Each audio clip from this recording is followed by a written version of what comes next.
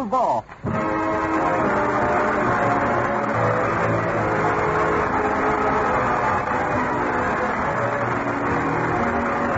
Yes, it's the Gay Family series starring Lucille Ball with Richard Denning as Liz and George Cooper. Two people who live together and like it.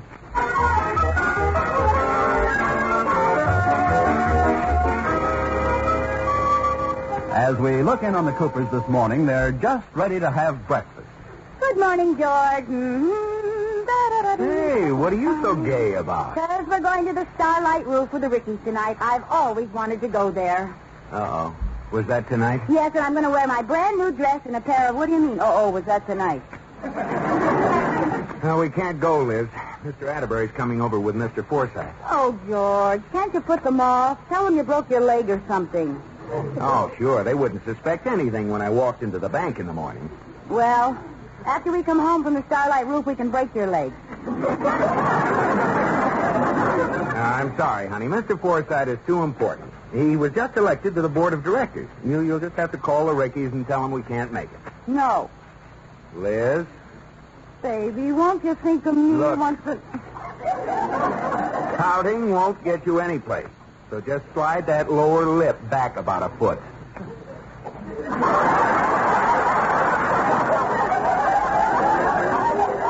Baby, won't you think of me once in a while?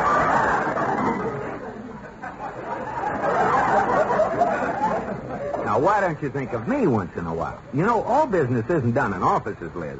There are more important things for women to do than taking care of the house and cooking and looking after children. There are? Well, I should say so. Hey, wait a minute. You have a maid to take care of the house, you don't know how to cook, and we don't have any children. Hey, what do you do all day anyway? What do I do all day? Well, I like that. I spend the whole afternoon. Most of my time is taken up by... I'm going to call the Rickies. That's better. And see how nice you can be to Mr. Forsythe this evening. Oh, is he bringing his horsey wife and that jerky son of his along? His wife's out of town. I don't know about his jerky son. Now, stop that, Liz. You'll get me in trouble. Well, he's sure to bring along some of those stale stories of his. Yeah, and that's another thing. He fancies himself quite a storyteller, so laugh it up. I'll laugh at everything but that story about the dog and cat. You know, the cat can't sing a note, the dog's a ventriloquist. Yeah, Liz, he always tells that one. You have to give him some reaction. I'll give him a reaction, all right, but it might not be the one you expect. I'd better test you. Now, let's pretend I'm Mr. Forsythe. Okay. Have you heard the one about the dog who played the guitar and the cat who sang Listen to the Mockingbird? Yes. Liz. 1,000 times. Liz. It wasn't funny in the first place. Now, stop. You tell it lousy. Now, that's enough. Where's your horsey wife and your jerky son? Now, cut it out, Liz.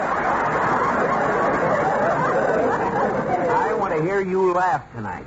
Well, then you better sit close and tickle me.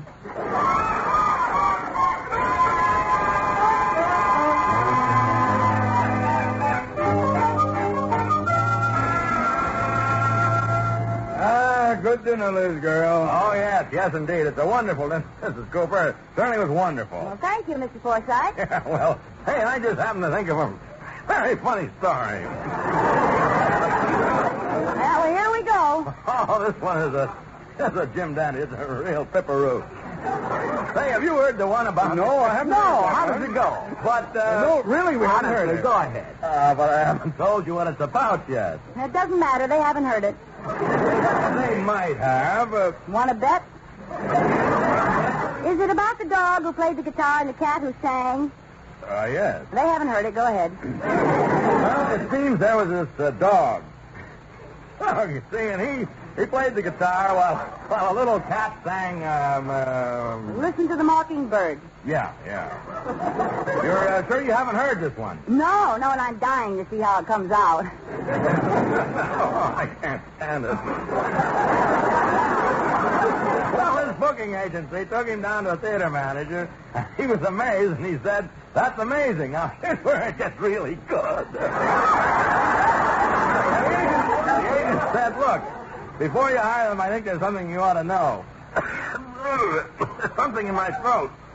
Have a glass of water, please. Miss Cooper? Liz! Huh? Oh, that's very funny. The cat can't sing and know the dog's a ventriloquist. It's a funny idea, isn't it, George? Liz. Mr. Forsythe didn't finish the story. He asked for a glass of water. Ooh. You've ruined his story. Oh, was that really the answer? It was just a wild guess. No, that wasn't the answer. It wasn't? What? No. You see, the theater owner wanted to hire just a cat. But the agent said he can't work alone. Here's the twist. See, the dog makes all his arrangements.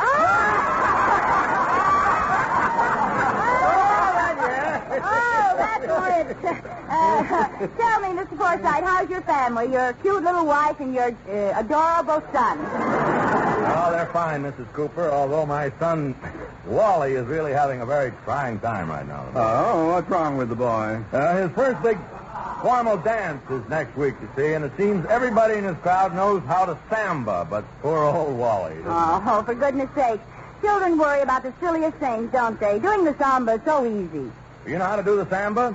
Oh, Liz is a wonderful Samba dancer. Oh, yes, I love to Samba. Well, Mrs. Cooper would be asking too much for you to teach Wally how to Samba in time for the dance. Well, Oh, she'd love to. He'll do it. No, wait.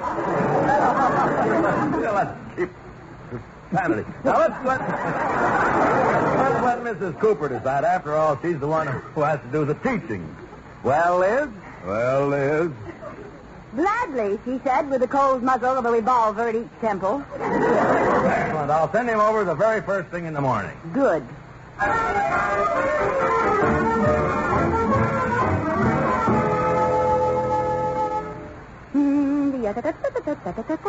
Mrs. Cooper, what are you doing dancing around the living room? Oh, haven't you heard, Katie? I'm opening up a dance studio. Huh? Yes, all you need is 6 lessons with Liz Lazonda. My slogan is learn to Samba with a red-hot number. What are you talking about? I'm giving a Samba lesson this morning to the son of the new board member at the bank. Oh, really? What's the boy like? Well, all I know is he's painfully shy. Never takes his eyes off the ground. No. Yeah, the first time I saw him, I thought he was looking for cigarette butts. Oh, that must be Wally. I'll get it. Well, good luck, Mrs. Cooper. Oh, hello. How are you, Wally? You remember me. I'm Liz Cooper. Won't you come in? Let's go in the living room, shall we? Won't you sit down? Picked up any good cigarette butts lately? Wally, say something. I think I'm going to faint. Now, Wally, your father said you wanted to learn to Samba. Samba. We might as well begin. Suppose you watch me now. Now, this is a basic step. Now, watch my hips, see? Do you think you can do that? Well, why don't you say something? I'm watching your hips. Wally, look, the step is very simple. And this time, look at my feet. Da-da-da-da, da-da-da-da, da-da-da. Wally, you're still watching my hips. I like them. They're different. Different from what? My hips. Look, Wally, you saw how it goes. Why don't you see if you can do it? Well, I'll try. Good. Now, you try it alone first. Da-da-da-da-da, da-da-da-da. Fine. Only take smaller steps. Don't leap around so much. You'll be dancing with a girl, not an antelope. It was kind of fun. Well, it's really an easy step to do. I think maybe you've got it now. Suppose we try it together. I said, suppose we dance together. You mean just the two of us? Yes, that's the usual number. Mrs. Cooper, I can't dance with you. You're a woman. I I know. My husband likes me this way. I don't know. Look, Wally, some people are men and some are women. They're made that way so they can dance together.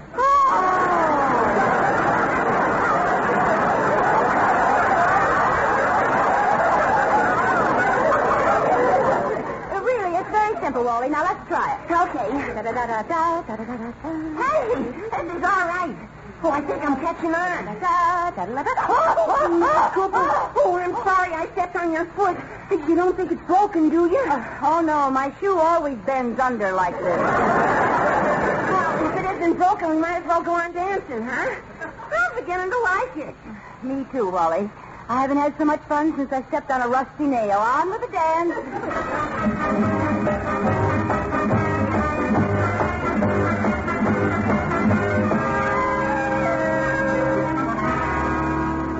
Hey, Liz! I'm here in the bedroom, George. How'd the lesson go, dear? Just peachy. Hey, what are you doing? Soaking these red blobs that used to be my feet. My legs look like a couple of thermometers. Then Wally isn't exactly Arthur Murray. George, Wally dances the Samba like a kangaroo with hot coals in its pouch.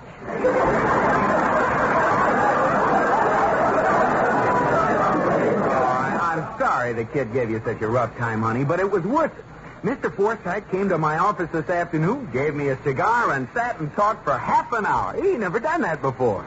Well, I'm glad my arches didn't fall in vain. Oh, he said Wally had a wonderful time and was absolutely thrilled, at learning to Samba. Well, it's nice to know the dancing bear enjoyed himself. Oh, he did. In fact, the dancing bear is coming over for another lesson tomorrow. Oh, no. George, I can't do it. My feet are only human, you know. But, Liz, it may mean a promotion. Oh, say you'll do it. For me, huh? Well, all right, George. But believe me, these little piggies will never go to market again.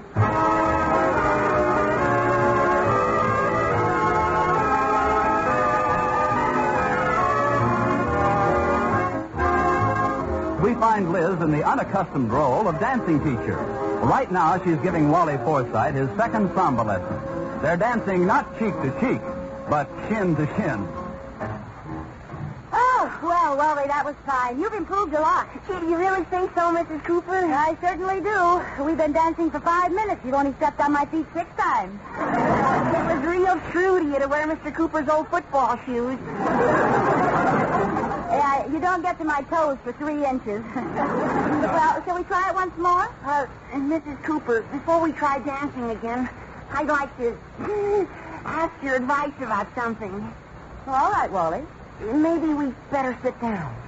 Shall we sit here on the couch? Well, Oh, it's all right, Wally. I'll sit at one end and you can sit at the other.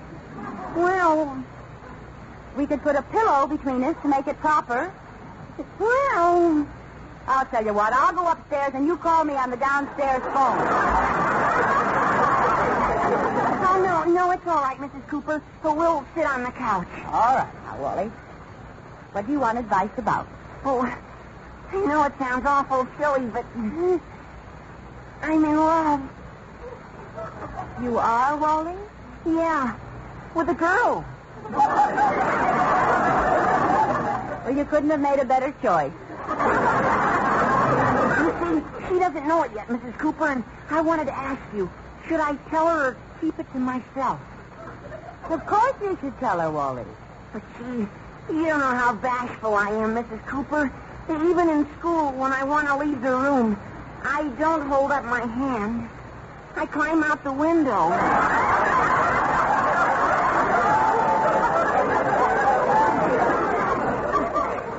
Well, Wally, it shouldn't be too difficult. Just take her by the hand and say, I love you. Okay. Mrs. Cooper? Yes. Give me your hand. What? Mrs. Cooper, I love you. Wally, there must be some mistake. No mistake. I love you, Mrs. Cooper. Or, as I call you in my diary, Dreamboat.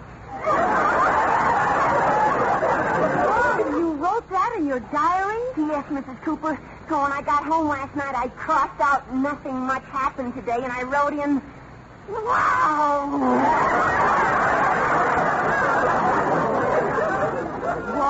mustn't say things like that. After all... Oh, I know you're older than I am and you're married, but, well, I just can't help the way I feel. Frankly, Mrs. Cooper, I think you're just real gone. Well, anyway, my feet are. I hope you aren't mad at what I said, but honestly, you're the swellest person I've ever known. You're the only person who's ever been nice to me. Oh, now, Wally, surely somebody else is nice to you. What about your father?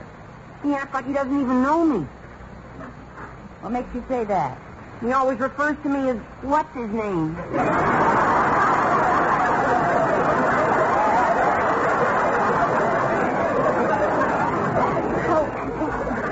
Wally, I'm very flattered that you think you're in love with me, but you must remember I'm married to George. Gee, I forgot all about Mr. Cooper. Oh, you wouldn't mind leaving him, would you? I wouldn't mind. I thought not. Oh, he's so old. Oh, He must be way over 30. why, yes. Yes, that's right, Wally. George is old and kind of broken down, and he needs me. Need you? Yes, he needs me to keep fresh batteries in his hearing aid. And I'm the one he calls when his mush is too hot. He's too weak to blow it himself. Oh, I should have known you'd be like this. Loyal to the end. But if this is farewell, then could I kiss you goodbye? Well, Just one little kiss on the hand? All right, Wally. What are we waiting for? Where can I park my gum? Well, don't bother parking it. We aren't going to be stopped that long. Okay. Oh, you see, my kiss makes you cry out with passion, doesn't it? No, your braces scratched me.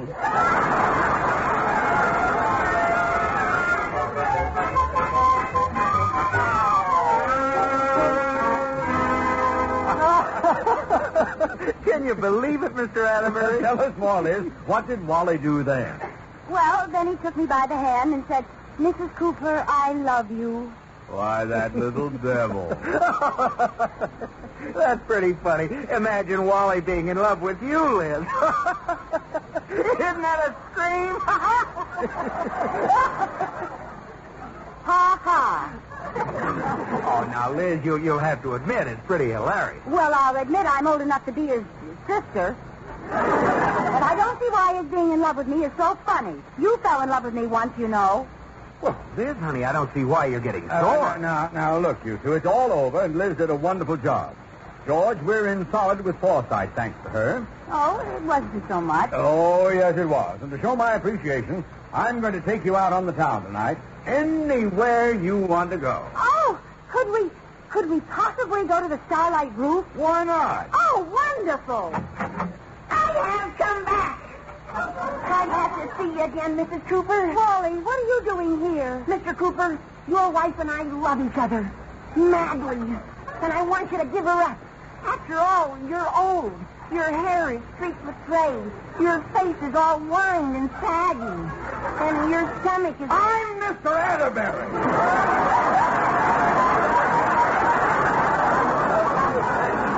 That's Mr. Cooper. Oh, I'm sorry. Mr. Cooper, your wife and I love each other. Don't we, Dreamboat? Wally. What Dreamboat? Go away. No, stay here. Speak up. Blow your whistle, Dreamboat. George, Mr. Atterbury, please. I've decided to take you away, Mrs. Cooper. I can't leave you here, a nursemaid to an empty shell of an old man. Wally. Sometimes it's merciful to be cruel. Tell your husband what you said about him today.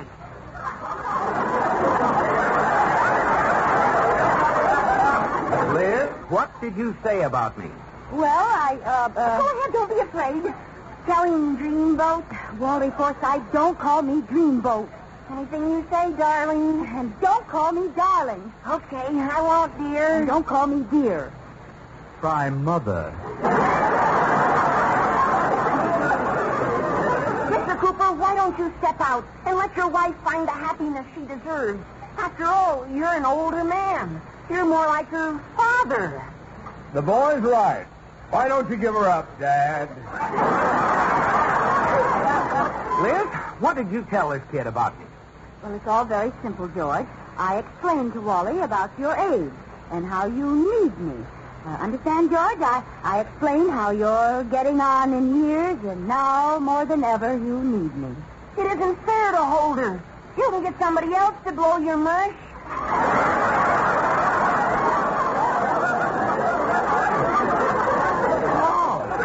Oh, yes. She's right, Wally. I need her now more than ever. If Liz left, there'd be nobody here to knit my shawl. And when my rheumatism twists me in knots, who'd untie me? See, Wally, he needs me. I can't leave him. But Dreamboat, their mother. I mean, Mrs. Cooper. Well, what about me? Very well. I'll go away. I'm going where there aren't any women. You're going to join the Foreign Legion? No, I'm going to join the YMCA. Mrs. Cooper, as long as this is goodbye, may I kiss your hand? Of course, Wally. Oh, darn those braces. Farewell.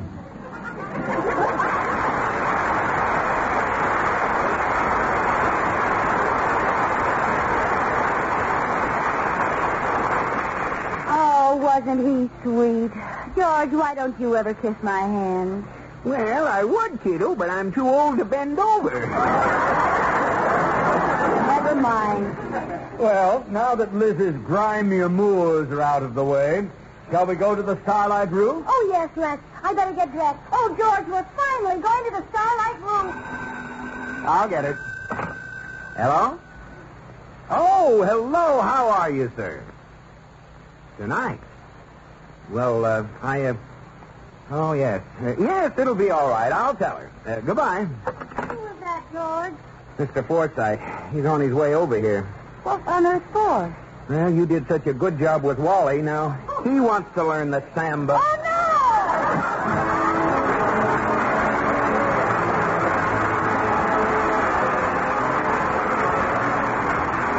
You have been listening to My Favorite Husband, starring Lucille Ball with Richard Denning, and based on characters created by Isabel Scott Rowley. Tonight's program was produced and directed by Jess Oppenheimer, who wrote the script with Madeline Pugh and Bob Carroll Jr. Original music was composed by Marlon Skiles and conducted by Wilbur Hatch.